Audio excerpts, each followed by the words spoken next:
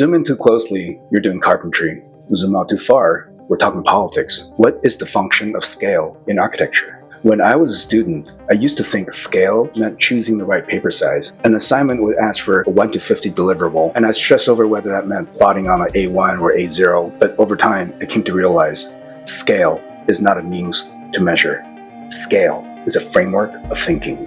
I'll be using the metric system in this video. For my American friends, here's a quick overview of the closest imperial equivalents. The point of this video is not to convert units, but to show how some ideas can be legible at the right scale. I will start zooming in from 1 to 100, then in reverse, zoom back out to the edge of politics. Let's begin. 1 to 100 helps us understand architecture as a whole. This is a great scale to study plans, sections, elevations, including the effects of massing and proportion as a building. At 1 to 50, rooms in a building become meaningful. Now we can study adjacencies, arrangements, circulation. Architecture as an experience becomes legible. At 1 to 20, furniture in a room comes alive, including fixtures, cabinetry. You can now test ergonomics and interfaces. Things like counters, railings, details like tiles, material qualities can be studied. At 1 to 5, wall sections becomes revealed. Details of assembly becomes the purpose of the scale.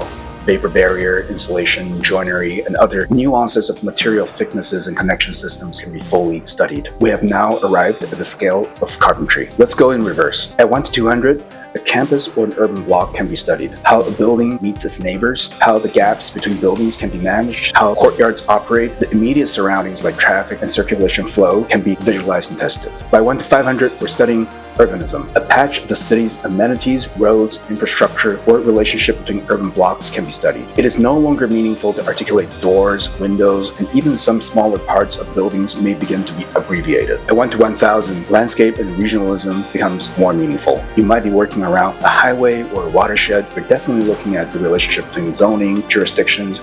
We're on the verge of talking politics. But some scales go beyond the norm.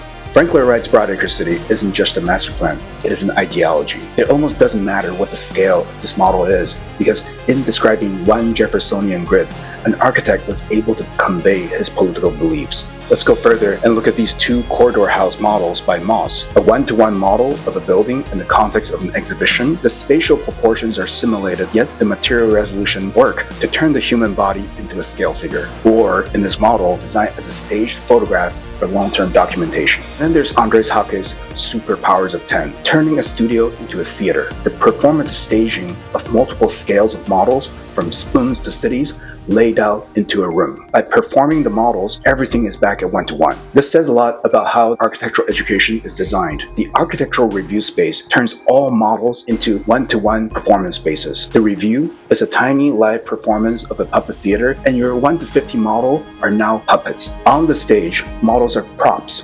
Critics and presenters are actors. You and that model at 1 to 50 both become 1 to 1. Scale, a question asked by Charles and Ray Eames in The Powers of 10, is a matter of resolution. You can lose the forest for the tree, or you can study the forest if that is the appropriate scale. So next time, when you're making a model or a drawing, don't let the size of your output determine the scale of your thinking. Ask yourself, what am I studying? Side note, here's a hot tip. Make a scale converter spreadsheet. Save yourself hours of recalculation. My name is Jimenez Lai.